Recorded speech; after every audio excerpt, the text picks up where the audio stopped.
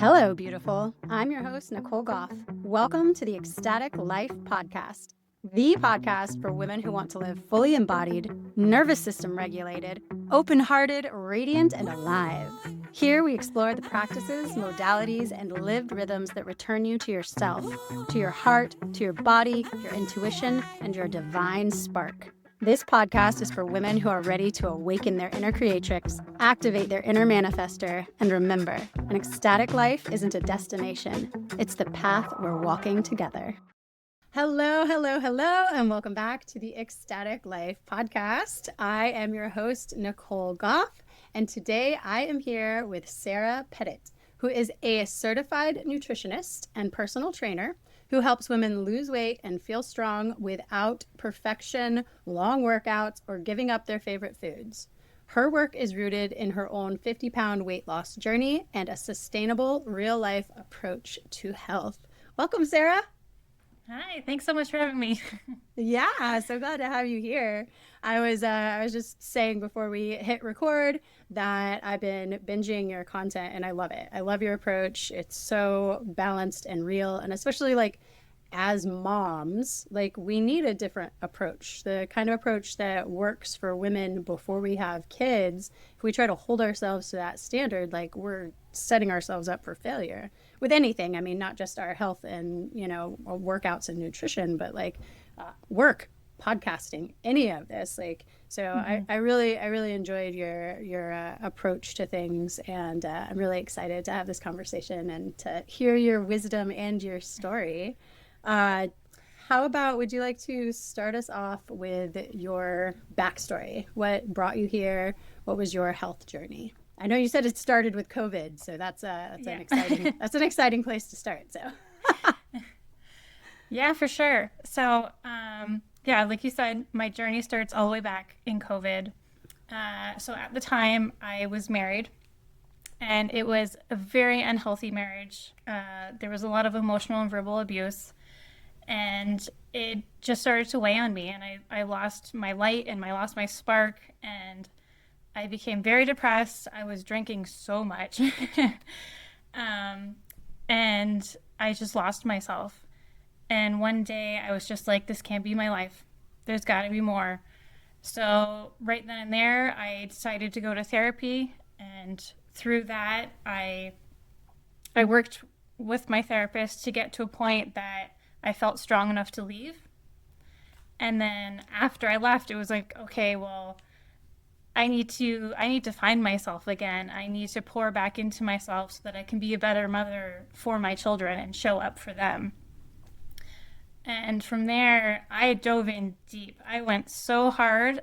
I went too far the other way. I was working out every single day. I was obsessively tracking.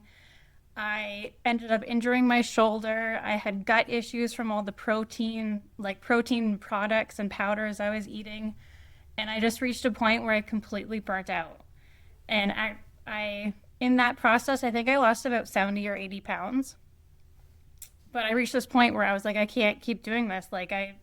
There's no balance in my life.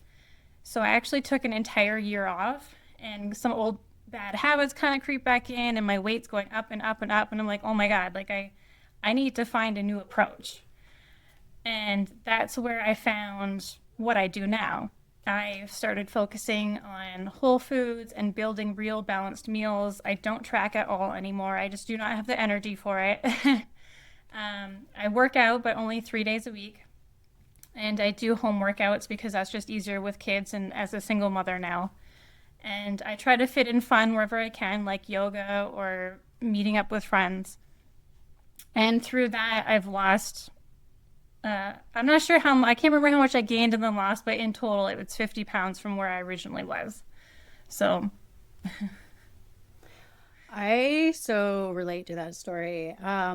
My personal story is I was totally burnt out in my marriage and in motherhood and in just being. I was just doing, going. A lot of trauma that I was dealing with, and I was completely burnt out. And I got to that place too where I was like, I can't stand being in my own skin. I cannot stand living like this. And yeah, I'm not sure how much heavier I was, maybe 20 pounds, 15, 20 pounds, not a ton, but I was like puffy and bloated all the time. So like if you look at the before pictures, like my face was like, because I was carrying extra fluid, I wasn't sleeping good, insomnia, and I hit that breaking point too, where I was like, I have to change. And like you said, it was like, I'm stressed out, so I'm gonna drink some wine, and then I'm gonna not sleep good, and then I'm gonna wake up and I'm gonna drink coffee, and then my, my adrenaline's all going, and like That's like, yeah, so is that, yeah, that cycle, because you're trying to self-medicate those feelings away. And so yeah, I dove into my health reclamation wasn't with working out, but I started doing a ton of detoxing. And I went, I did no alcohol for a whole year. I was celibate for a whole year. I was like doing like cleanse after cleanse, coffee enemas, carnivore diet. Like I went like very, very strict. And I got to a point where I was like, it was so regimented. It was like too much. There wasn't a balance. And, I think I saw you said something about, small doesn't mean sexy if it comes with less joy, yeah. And it's like, yeah, like I didn't get sick. I was like, but there was something missing. And so I had to ease up too. And while I still, focus on my nutrition, it's like not beating yourself up for like going out and having a glass of wine, not being like, oh my gosh, I'm a terrible person because I missed my morning meditation and my workout. So yeah, I totally relate to that. And also, like, you have two boys? I have two boys. Yep, they're 8 and 10 right now. Oh, awesome. Yeah, I've got 4 girls and 1 boy. But it's also like that balance between like being present and really like showing up in a relaxed way with them as well. Because you can't be like at the gym or, I love yoga classes. I love mindfulness meditation classes. I love going and doing it, but it's so hard when you've got kids at home that need you. So finding that balance and doing it from home, I'm a big proponent from just, calisthenics. Like you do it in your living room, wherever. Yeah, absolutely.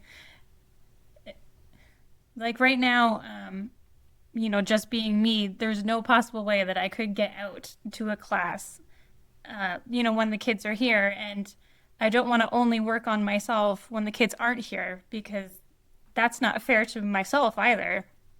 And also, I think it's so important for our kids to see us taking care of ourselves because they learn so much from watching you, not just listening to you. So you need to show them what balance is, what nutrition is, what moving our body is, and why it's important. Yeah. Yeah. And also that it's okay to indulge and have fun sometimes. I remember so many times when I was being, there was a year where I was just so strict, and so many times where it's like, oh, mommy can't eat that. Mommy can't do that. Like we'd go out for ice cream. Everybody's having ice cream. And I'm like, well, oh, mommy can't. Like everywhere, go to a birthday party. And it was like such a stress on me because of, oh, I can't have that food. I can't have that food. I can't have those drinks. Like literally I have to like bring my bag of like, nuts and beef jerky with me or something, like and I felt so like separate from their fun. And yeah, so finding that balance is really important. I'm very into my health and nutrition, but I feel like now it's like more balanced instead of being so regimented. And that's like your whole mission now, right? Yeah, I mean, I did the same thing back in the day where I'd be bringing my own food or I wouldn't be drinking it. If I was out at a party, I wouldn't be drinking and I wouldn't stay long because it's hard not to drink when you're around that. And you just feel like you're missing out and it's isolating, which is exactly why I try to help women find that balance and give themselves permission to, one, take time for themselves, and two, enjoy what they really want to enjoy. Because there's indulging just for the sake of it being there, and there's indulging because this is something I really want right now. Yes. And there's also the difference too, like we were speaking of in the very beginning, when you're trying to fill a hole by filling a Hmm. hole, as they say. It's like you're doing Yeah. the thing because you feel miserable. And it's like, I can't stand being in my own skin. I feel terrible. So here, let me change my brain chemistry, whether it's through alcohol or food or whatever else, in order to feel okay. Versus like when you're doing something, it's like, yeah, I'm gonna celebrate and have that, beer at the party, or I'm gonna celebrate and have that like slice of cake at the party because I'm in a celebratory mood and I want Hmm. to like, be in that energy, which is like such a different shift. Absolutely, yeah.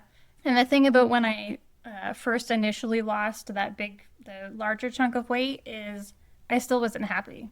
I was still miserable. I still didn't like how I looked. And I was missing that piece of actually working on like how I perceive myself and think about myself because the way we talk to ourselves changes everything. If you're telling yourself you're not doing good enough even though you've accomplished so much, you're not going to feel satisfied or happy. So I had to learn to start complimenting myself and see things from a more positive space. And in doing that, I found more love for myself.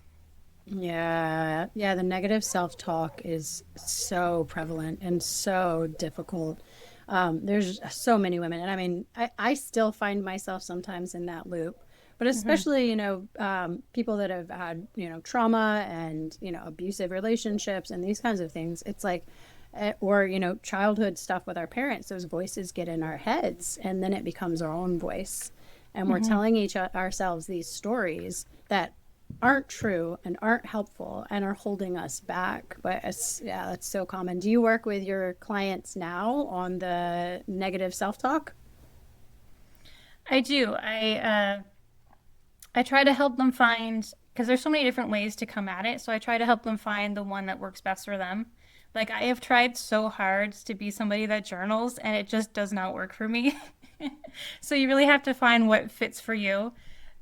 For me, I found that like doing morning affirmations and just looking in the mirror and making myself compliment myself was what really worked for me. Because at first it felt weird and like almost like I was lying to myself, but over time I started to believe it more and more. So I try to work with them on finding what works for them and kind of trial and error to see what fits. Because what you think isn't going to work may work once you actually give it a shot. Yeah, yeah, 100%. I've tried all kinds of different things, and same with my clients. It's like what works for you, because one of the things I know I've said on this podcast a lot of times is when I was first starting my healing journey, I was trying to meditate. And because I was like so still in my trauma and my nervous system was so dysregulated, sitting down and being still was like torture. And, I was like beating myself up, like, why? I know this is good for you. Why can't I do this? But it was because I wasn't ready. And now that I've, spent so many years working on myself, my nervous system is regulated. I've worked through so much of that trauma. I can sit in meditation and feel peaceful, but it wasn't available to me then, Mm-hmm. and instead of like beating myself up and saying, why can't you do that? It's like find something that does work. And so for me, that looked like yoga, that looked like moving meditations, dance, somatic work where it's like I could move my body and move that energy through me, because sitting still, it was just like ball of chaos inside, and I just felt awful. It was like torture. Mm-hmm. But yeah, so finding that thing that works for you is so important. What else have you explored? What other like I, healing modalities? I will say meditation is one that I haven't tried yet. It's something I've been interested in kind of dabbling in. I just haven't gotten there yet. Outside of that, just yoga. I find that very restorative. At first, I was almost like fighting myself on it, I think. I had to really like give it a couple chances, but now that I'm like really into it, I find it very restorative. And then just a lot of reading like specific materials I find very helpful for me. Yeah. Yeah, that's like the podcasting for me. I can't find time to like sit down with a book anymore. It's like the kids, I swear, they have like this like laser vision for when you like try to, it's either a phone call, like I sitting down and like talking on the phone. They're like, "Meow, we need you." Or sitting down to read a book, they're like, "Ah." Like, it's now time for me to jump and scream. Like, what? So Always. podcast, yeah. They just hone in on that. Like, oh, mom's trying to do something quiet. I have to like, yeah, seriously, like lock them out when I'm recording. So, but I found with podcasts, like I can put on my headphones, when I'm doing dishes or taking a walk or cleaning the house, like whatever. Like I can sit there and get really into it. And I have been listening to like religiously for probably like 3 years now, a few specific podcasts that are like self-help, I guess, kind of podcasts. And I swear they have done so much for me. It's like having like, like a guru, like a teacher, like right there in your ear. And it has changed my mindset so much. And ebooks or audiobooks, I mean, audiobooks as well. Like, yeah, I've found that to be so helpful.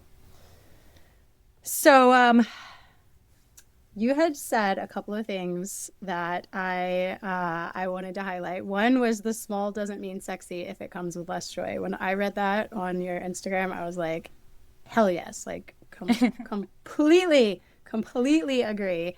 And it reminded me of there's a quote that people say like, nothing tastes better than skinny feels. Have you heard that? Yes. And that's like, yeah, that's like at the counter to that, because that was something that like I had said to myself back, when I was struggling. It's like, oh my God, that whatever, that cake, since we were talking about cake before, that cake would be so good. Like, But then it's like that torture of like, oh, it's going to be bad for me. It's going to make me gain weight. It's going to, whatever, XYZ. And that is such a, it's such a bad feedback loop, like a bad cycle to be in. So what was behind that? Like, what's your philosophy there? Like when you did that quote?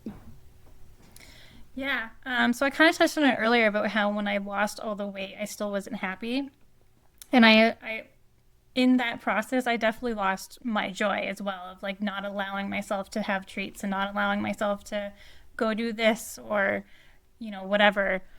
And in my journey, I don't know if I actually ever said, what was it again? Skinny taste or... Oh, nothing tastes better than skinny feels. Yes, I don't know if I ever actually said that specifically to myself, but I definitely lived by that in my past. And so that's kind of where the it's not worth losing joy. But also, sometimes I feel like we've kind of lost the plot when it comes to food. We've forgotten that like how much joy food can bring us. Like it's meant to taste good. It's meant to be enjoyed with people. It can be, it can build community. It builds memories. And when you're starving yourself because you feel like that's the only answer, you lose so much. Yeah. Yeah, that is such a good point. And I hadn't thought about it that way too, but you're right. Like it's the community building aspect too. And like we were saying before, when you're like, oh, I can't participate, like you're like othering yourself. You're like, I can't be a part of this. And I remember feeling that way at like, like Thanksgivings and Christmases when you're supposed to be there, like celebrating with everybody and feeling so like, what's the word? Like the internal struggle of that and feeling like almost an outcasted, even though I was outcasting myself, obviously. Not that I was being outcasted by my family, but that outcasted feeling of like, oh, I can't do that. And yeah, you're right. It does like takes all the joy away from eating. Yeah, and it like, going to a family dinner, like you just said at Thanksgiving, that shouldn't be an overwhelming, stressful event. At least not as far as food. I can't speak to what the family dynamic is, but as far as the food, that shouldn't be an overwhelming thing that you're scared of. And when you learn to find balance in the way that you're eating, you can come at it from a different way. And I know for me, like some of my favorite nights are when my boyfriend and I cook together, put on some music and we just talk about anything and everything. And they're some of the most connecting nights that we have together. And if I wasn't allowing myself to enjoy food like I did in the past, I wouldn't have those memories. Yeah. Well, you said now you do a lot of focus on whole foods. So, Mhm. and I know I've seen again in like your social media, it's like it's okay to indulge sometimes, which is awesome. But what is your personal like day-to-day regular meal plan look like? Or are you planning, or is it more like an open organic thing? I don't do a ton of planning anymore. If I do any planning, it's just my lunches that I have to take to work because if I don't take food with me, I don't eat. So it is very kind of free flow at this point. I really just focus on, I use what I call the PFF method. So when I'm building a meal, I just ask myself, is there protein, is there fiber, and is there a fat? And as long as I have all of that, I know that I have a balanced meal. So it's really just making sure that I have kind of my go-to food items that I like at home, and then I just kind of build on the go from there. Yeah, yeah, that's pretty much where I am at now as well.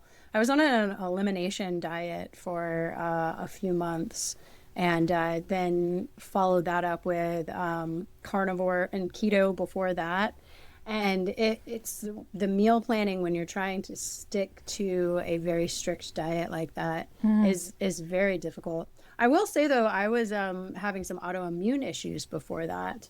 And that very, very restrictive diet did clear that up. So that was nice, that elimination, and now I've been able to add back the foods that used to trigger autoimmune issues. And Mhm. it's like no problem. It was like wiped the slate clean. So I know there is like a place for that, you know. Absolutely. But yeah, now same. It's like there's and, speaking of protein, I found out recently I did some tests because my hair is like kind of thin and I am not getting nearly enough protein. I'm not a big meat person, regardless of having done the carnivore. So, do you have any tips for getting more protein in daily? Because I'm like supposed to get like it was like 86 grams, and when I was like I was tracking my macros, and I was getting like 60 something. So I was like, wait, I was like, oh well, no wonder my hair isn't doing good. I'm not giving myself the building blocks that I need. Hmm. Yeah, so I actually tell everyone to try and stick with like a baseline of about 100 grams a day. That's kind of my go-to. Um, you really do need to find the sources of protein that you really like. Like I am a big meat eater, so it's probably a little easier for me. But starting the day with protein, I think, well, it is so important because one, if you wait until the middle of the day or the evening to start eating your protein, how on earth are you going to get it all in? And getting protein in consistently throughout the day is what's going to help with your daily energy too. So making sure that you have a good source first thing in the morning is a huge help. I've been doing for several years now collagen in my Hmm. coffee. So when I was doing keto, I started doing like the bulletproof coffee. And so that was something that I have stuck with for years. So the ghee or butter, heavy whipping cream, so the fat bomb, and then also putting a couple scoops of collagen powder in there. So what's your feeling about collagen powder specifically? I actually love that. I use it. I have a smoothie every single day. It's how I get the majority of my fiber in. I use that. I have it after my workouts in place of, I used to do like pre-mixed protein drinks. So now I do the smoothie because it's more of a full meal. But I put collagen in my smoothie every day. I think it's an amazing thing to add into your diet. Yeah, that was kind of my feeling too. Like it's more of a whole food versus like a lot of those powders. And I tried some. I tried various ones out. And first off, a lot of them just have like stevia, like the funny, like, fake sweeteners so that you're avoiding the sugar. And a lot of them just are, not tasty to me. But then there's like all the weird, like the pea protein and like, so yeah, I never really vibed with the protein powders. I would like try them because I'm like, I know I need more protein. So I would like try them here and there. And I'd always get through like half of a container and then let it go stale because I just didn't enjoy it. But at the same time, like, I'm not sure, like you said, you were having gut issues. So I'm not sure that they're even like good for you. What's your take on that? Yeah, I have tried every kind of protein powder that there is, and I have yet to find one that I think tastes good.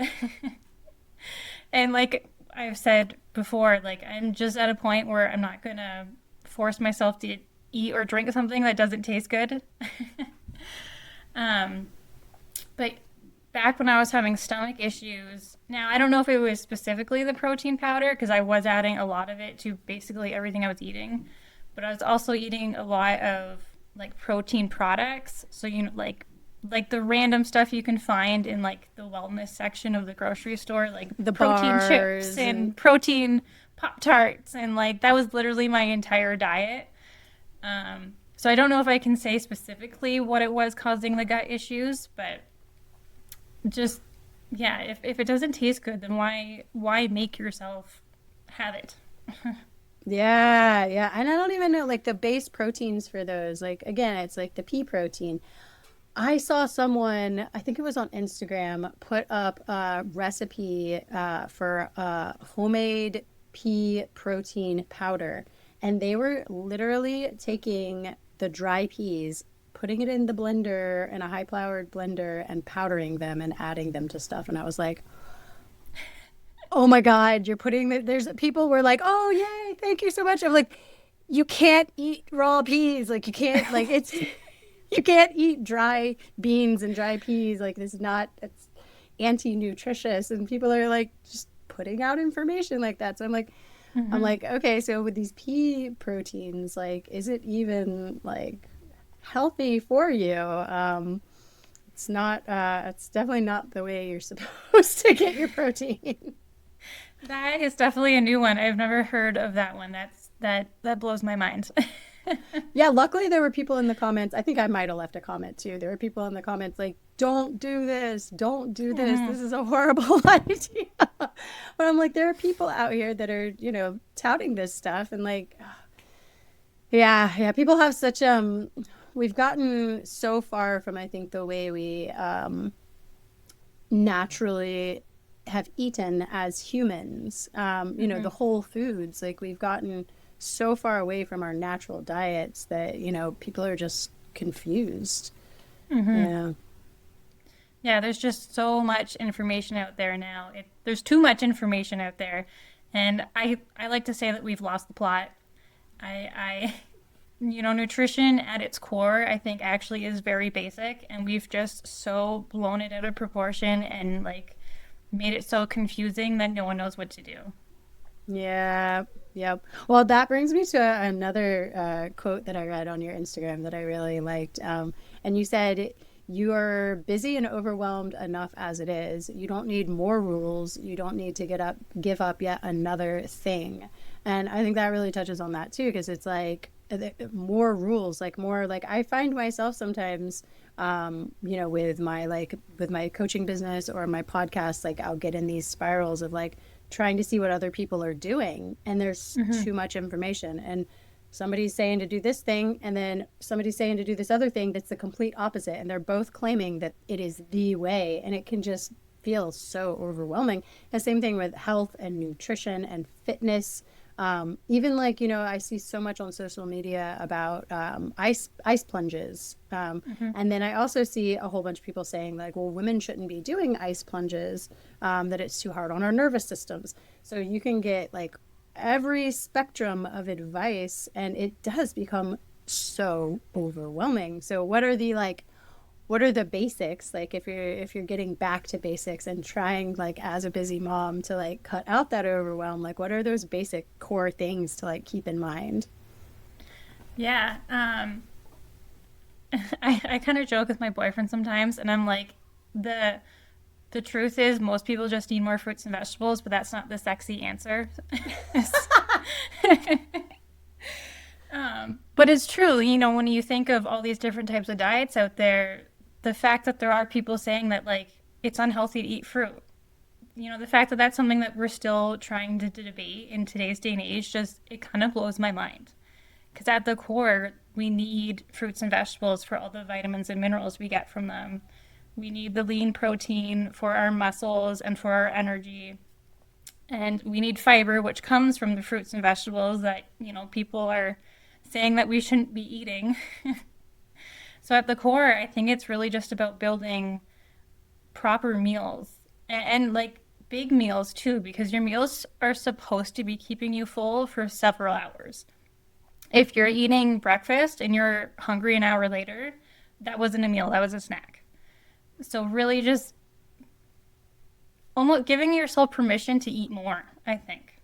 I think we've gotten this idea that like when we're trying to lose the weight and be healthy, everything's supposed to be small. And it's the opposite. Yeah, I've been hearing a lot about that in various places. And, when I've been going more towards the whole food diet as well, it's like actually the starvation causes you to hold on to more weight. So it's not even productive. Like if you eat these teeny tiny meals, you're actually like sending a signal to your body to like hold on to your weight because you're in a starvation period. Like at a base level, for tens of thousands of years, we had periods of starvation, and our bodies are designed to work with those periods of, not getting enough nutrition. So when we're hunters and gatherers, like that's why fasting is so effective, because our bodies are actually designed to fast. And so it's like if you're barely feeding yourself just a little bit each time, your body is thinking, oh, this is a time to actually conserve the calories, because we don't know when the next meal is coming. We're going into winter, obviously. There's not enough there's not enough fruits and vegetables available. So we better conserve those calories. So you're actually fighting against yourself by restricting calories. Yeah, I actually have a client that I've been working with for a few months. And so when someone comes to me, the very first thing we do is we track for 3 days so we can get just kind of like a snap picture of what your nutrition looks like. And through that, we found that she was only eating 800 to 1,000 calories a day. And she thought that she was eating too much. So we've been slowly working at increasing her calories, increasing protein, and increasing fiber. And after increasing and getting the new baseline for, I think it's been about 2 months that we've been slowly doing it, because you don't want to like go crazy overnight and double your food. And now after 2 months, we're finally seeing improvement in like mood and energy, and we're finally seeing the scale go down. Wow. Yeah. And that's exactly it. Eating more and the scale is going down.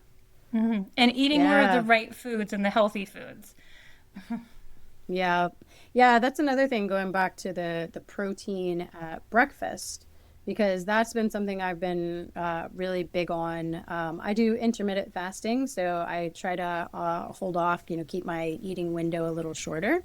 But that first meal, it's like eggs or sausage, or eggs and sausage, but like not carbs. Because I think that's something that's like, when you look at our society, like you go to the breakfast section, it's literally all simple carbs, cereals, and all the bars and all that. It's like you're going to have a sugar crash, and then you're going to feel like shit, and you're going to have to try to get your energy back by eating stuff that's bad for you, snacky stuff. And so it sets up this like cycle. It's like if you don't start out the day with that dense, like I said, I do high fat and high protein first thing. Like you're setting yourself up for a crash, which can lead to like mood, a mood crash, not just energy crash, not just the sugar crash, but the mood crash and dizziness and headaches and all kinds of stuff. But that's like, literally every single breakfast product out there besides eggs and sausage. It's like high sugar, high carbs. Yeah, for sure. My go-to breakfast is a yogurt parfait. I have to be out the door by 7 a.m. for work, so I'm not really wanting to cook first thing.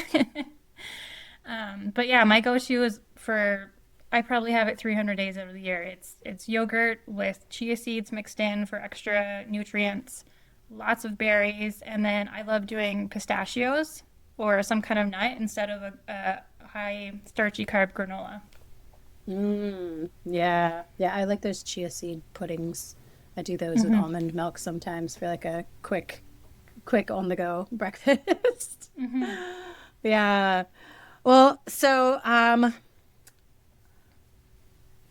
another thing I wanted to touch on too, you had talked in your content about overindulging and the mindset shift around beating yourself up over overindulging. And I Hmm. would love to chat on that because I feel like for me personally, this has been a big struggle. And it's gotten better as I've become like less rigid and more gentle on myself. But definitely it would feel like the end of the world at times when it would be like, oh my gosh, I ate the thing, or, I went out and had drinks, whatever it was. And like, I'm a bad person. I have failed, like the whole spiral that you go Hmm. through. So yeah, I'd love to hear your take on all that. Yeah, it's really about giving ourselves grace. Like it, everyone's gonna. I don't even want to say mess up because that makes it sound like it's a bad thing and it's not. But everyone has those nights or those days where they have a little too much to drink or they have too much to eat. And the most important thing you can do is just keep going because it's when you get in that negative spiral and you start beating yourself up, the next meal ends up being the same thing and then the next, and it turns into like this whole week long thing when it could have just been one meal and then the next meal could have been nice and balanced and healthy again. But because you're too busy beating yourself up, you just keep giving in to the negativity. So really learning to just say to yourself, you know what, it happened, it's okay. What's the next healthy decision I can make? Yeah, and when you're working with clients, like how do you coach them in dealing with that? Like again, we're talking about the negative self-talk because that's more of that like that beating yourself up. Like how do you Mm-hmm. coach clients to get through that? Yeah, in those moments, I just try to be as supportive and reassuring as possible. Um, because me going into a conversation with them being like telling them that like, oh, you shouldn't have had that much, or like if I also beat them up, that's not going to help them at all, right? That's that's just going to feed into it. So I just try to be as supportive as possible and reassuring that it's okay that you did that. You know what, you enjoyed yourself, you had fun. Now, like I said already, like what's the next healthy decision you can make? What's the next meal going to look like? How can we shift the next meal to make it balanced compared to what you just had? Yeah. Yeah, and there is like I think, there's a lot of this with eating disorders too. There is Mm-hmm. this cycle that happens with women, I think, especially. I know some men struggle with this too, but I think really this pressure on women to conform to certain beauty standards and things like that. Like there's this cycle that you can get into of like doing the thing and beating yourself up and saying you're never going to do the thing and then doing the thing. And like how do you coach people to like to break that? Like because it does become almost like what's the word, like obsessive, and I Mm-hmm. think that's how it gets into these like eating disorders. Mm-hmm. Yeah, I mean, when it comes to breaking like the beauty standard that you have in your mind for you, that's not something that just happens overnight. That's a difficult thing to work through. It took me years and years to work through that, if I'm honest. And then the other part of that too is, sometimes we want to change everything all at once, and it's like, oh, I want to make these 10 changes overnight, and when you go into it like that, you're already setting yourself up to fail because no one can no one's going to be able to make that many changes at once. So I also just try to remind them, just focus on one thing. If you feel like this is too much, how can we simplify it and change the goal and focus on this one thing to give you the small wins and the confidence, and then we can change the goal as we go. Yeah. Have you heard of habit stacking? This is something that I'm really into. Yeah. So that's it. You don't try to like, jump straight into the deep end and go from like, 0 to 10. It's like, what's the first little step you can take? And if that's like, protein in the morning, something easy and doable, and you make it like, so you can get those wins. And then, okay, that feels comfortable. What's the next step? So yeah, I'm a huge proponent of that habit stacking. Yeah, it's when I started doing my affirmations, like I mentioned, I habit stack that with my morning coffee because I am a coffee girly. I will always have a morning coffee, and because I was drinking it while I was doing it, it made it almost a little more fun and like easier for me to start. Yep. I did the same thing with the coffee too. That was like I was saying when I got into keto and doing the fat bombs, the protein and the fat in the coffee, because I'm like, okay, well, I know I'm gonna drink that coffee in the morning. So, yep, yeah, same thing. Yeah, and as far as meditation, you said that was something you're interested in. I have habit stacked my meditation with I have a sauna, and so if I sit in the sauna, I meditate in the sauna. And then I move on to lymphatic drainage. That's another thing I found has been like all that puffiness that I was talking about. Lymph drainage has been so key for that. But I habit stack that with the shower after the sauna because I know I'm going to be in the shower after I sweat. So then I do my lymph drainage while I'm in the shower. So yeah, it's so like, and you just build, and it's like it becomes a habit, as the name implies. It's like brushing your teeth. Like you don't think about brushing your teeth. You don't think about brushing your hair. You don't think about like, taking a bath and like washing. Like these are things that we've done so many times. It's just second nature. And once something like that, the health and nutrition aspect, once something like that like becomes second nature, it's not a thing anymore. It's not something you have to do. It happens naturally. Yeah. So I wanted to ask you, your coaching business, Radiant Rebel Nutrition and Fitness Coaching. I was curious about specifically the rebel part, but Radiant Rebel, where did you come up with that name? So that actually is not the first name I came up with. I was originally Empowered Mind Fitness, and I didn't like it. I didn't like saying it. I was like, it didn't feel like me. And I got to a point where it's like, I need something else. And it took me a while to come up with Radiant Rebel, but I wanted something that I felt like just was me. And the radiant part covers kind of my entire journey and the glow up I've had of finding myself and learning how to love myself more and all of that. But then the rebel comes from really my hatred of diet culture and how much I want to break it all down. Like it's gotten so overblown. Sorry. It's gotten so blown up, and it's such a negative, demonizing space. Like no matter what you do, you're somehow wrong when it comes to diet culture. So it just comes from my feelings towards that and like wanting to teach people away from that. Yeah, no, I feel you. There's so much toxicity. It's they're definitely like, and again, it's like even if you're like just trying to be your healthiest self, like there's the advice. It's like so all over the place. Like where do you even start? Because one person is demonizing the thing that the other person is saying is, the Holy Grail, and it's like, where do you even go? So yeah, it does. It becomes overwhelming sometimes. And I resonate with the Radiant Rebel personally too. So that's why I wanted to ask about that, because I feel that, Ecstatic Life podcast. It's funny.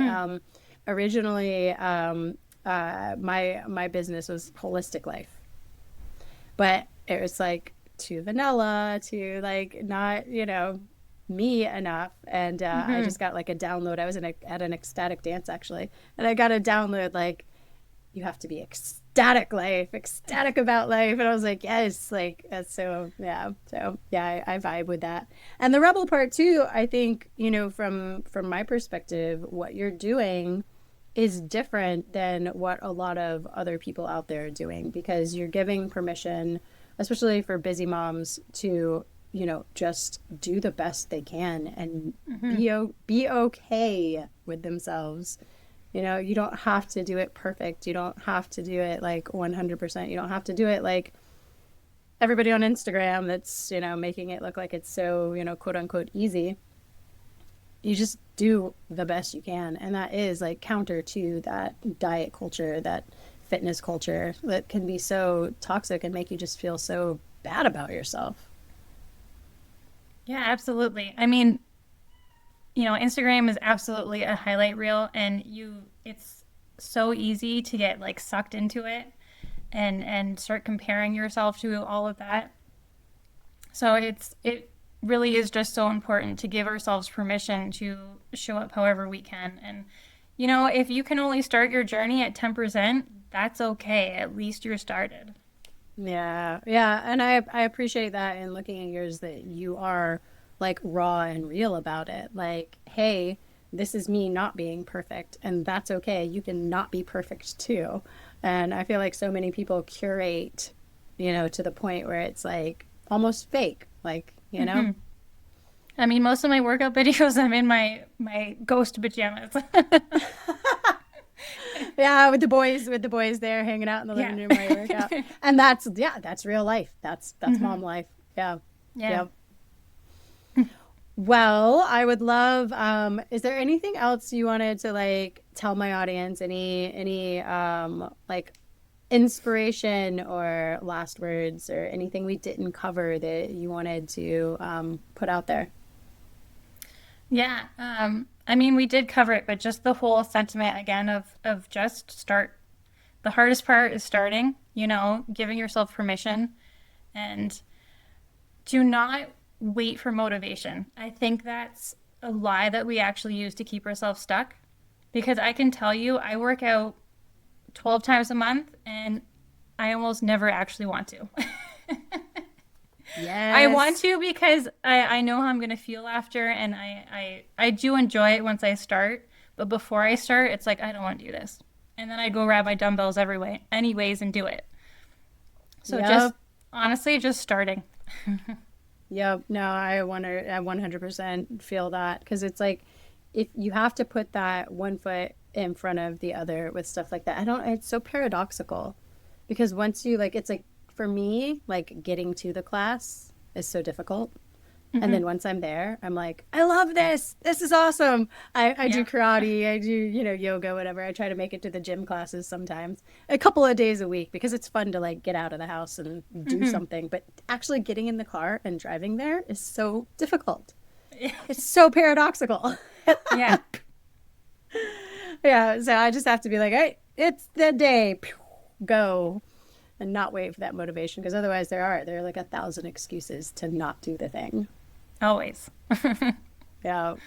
Well, so how can people get in touch with you? How can they find you, follow you, work with you if anybody is called to you? So the best place to find me is Instagram at the Sarah Pettitt. I'm always down to chat, so come give me a follow and send me a message if you want. And I also have a free 4-week home workout plan for anyone that wants to get started in working out. It's a great place to start. And it also includes sample videos. So if you're not sure what an exercise is, you can just watch the video and it'll get you going. Nice. Awesome. Well, this has been fun. I was super glad that we met, and Candace Dudley for the win again. I'll shout her out. She's awesome. If anybody needs a podcast mentor, the podcast mentor is her podcast. Better Brave, the podcast mentor. But yeah, she's been great for hooking me up with people. So thank you. Yeah, I'm really glad I decided to work with her. Yeah. Well, maybe there's a podcast for you in the future, and if so, then you'll have to do a swap with me and have me on yours. Absolutely. Well, thank you so much, and hopefully we will talk again soon. Yeah, thanks so much for having me.